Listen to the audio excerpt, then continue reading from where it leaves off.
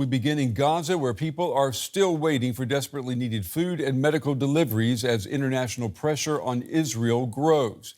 Israel says that it allowed nearly 100 trucks to cross into the Palestinian territory on Tuesday.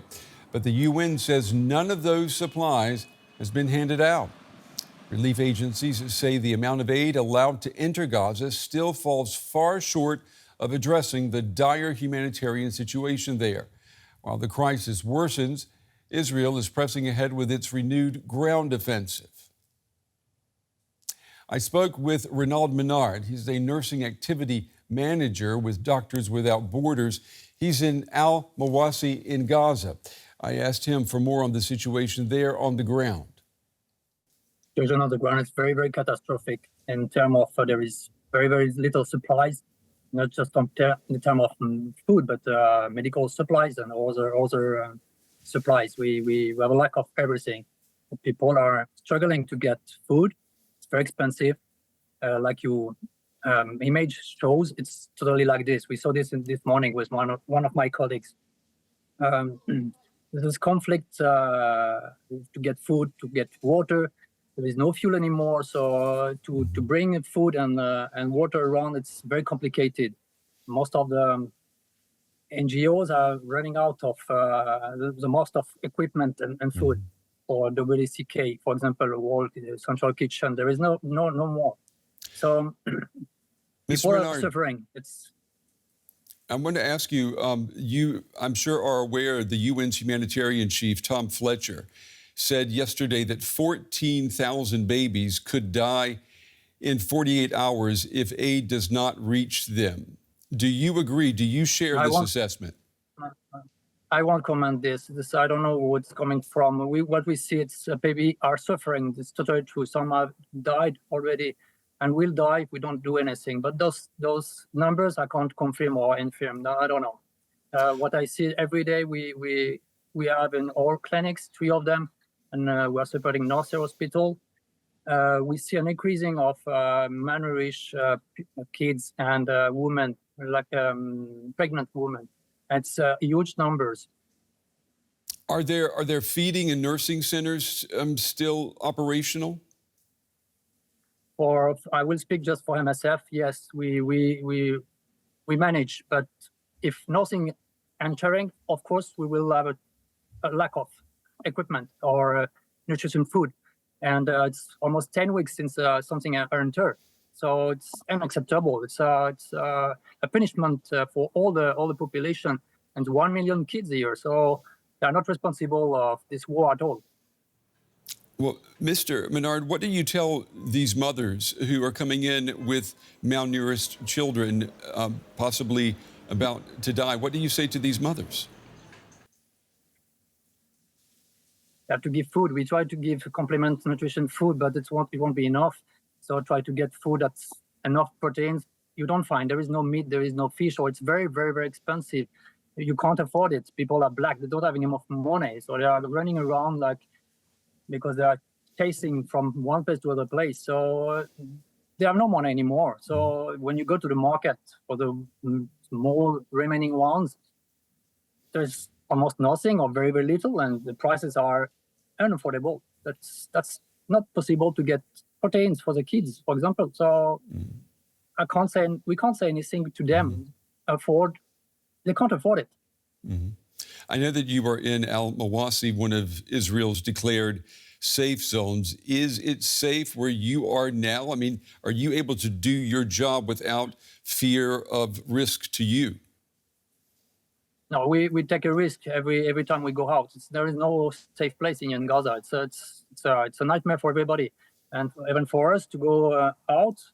It can happen that we be eaten in a strike. We never know. So because sometimes they will say where it happened, sometimes no. So you take a risk when you're driving out of your safety zone. That's mean or camp or base. Are you seeing any military activity nearby? Since you say you're taking a risk every day, I mean, are you seeing any fighting? I'm not supposed to comment this, but we see flights, we see boats, we hear all the bombing and shelling, shooting from the tanks. So So I'm not here to see what they are doing. I'm here just to help people. Your organization has called the amount of aid that Israel is allowing in, and I'm quoting here, ridiculously inadequate. How is the situation? How is the situation in the clinics that you are operating? The clinics, we are now in an emergency mode. That means we have almost no services at all, just for malnourished kids and women that are already in our programs. We can't accept any new ones because there are too much of them. And we are not putting our people at risk to come to the place because it's too dangerous to have them in the transportations. So for the moment, we have just emergency running, ATFC, that's mean malnourished service, and a one care service. Our support to Nasser Hospital is on standby for the moment. So we have minimum activity because of the dangerous activity of Israel forces. Okay, Mr. Ronald Menard, Nursing Activity Manager with Doctors Without Borders, joining us from Al-Mawasi in Gaza. We appreciate your time and wish you and your colleagues all the best. Thank you. Yeah, we hope so, yes. Goodbye, thank you very much. Well, our correspondent, Emily Gordine, she joins me now live from Jerusalem. Emily, the UN's humanitarian chief, Tom Fletcher, he says that 14,000 babies could die in the next 48 hours if aid does not reach them. Is there any progress to report? No, there's no progress. Israeli officials previously said that 93 trucks, aid trucks carrying baby food, carrying medical equipment, pharmaceutical drugs, flour to feed the population had crossed the border. That statement was essentially misleading, and none of that aid, according to the UN, has been able to be distributed. Yes, these trucks have crossed the border, but they've been stuck in what is essentially Israeli-controlled territory. That includes as well 4 trucks that crossed the border on Monday that were carrying baby food.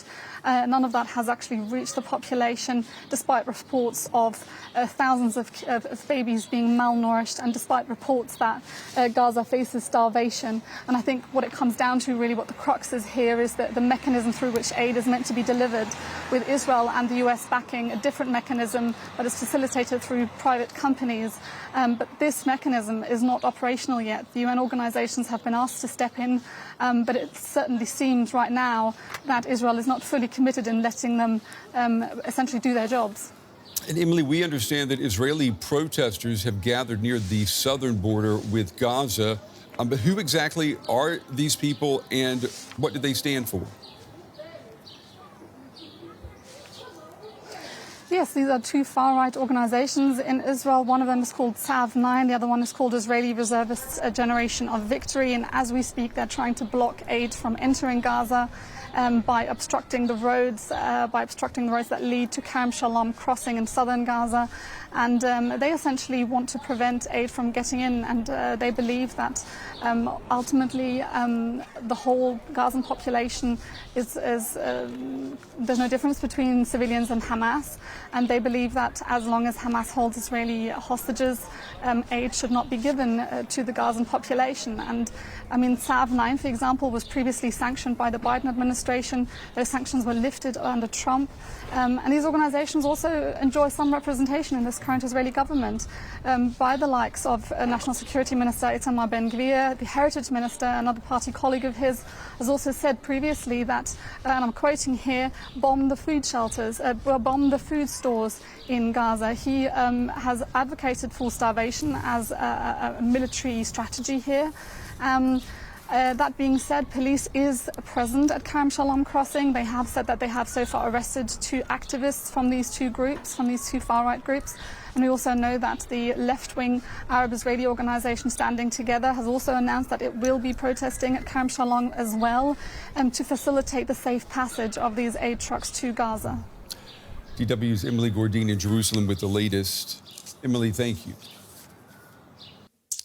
The Vatican is also drawing attention to the humanitarian crisis in Gaza. At his first weekly audience in St. Peter's Square, Pope Leo XIV urged an end to the hostilities, and he appealed to Israel to let aid into Gaza. Let's have a listen now to the new pontiff in his own words. The situation in the Gaza Strip is more and more worrying and painful. I renew my appeal to allow for the entry of fair humanitarian help and to bring to an end the hostilities, the high price of which is paid by children, the elderly and the sick.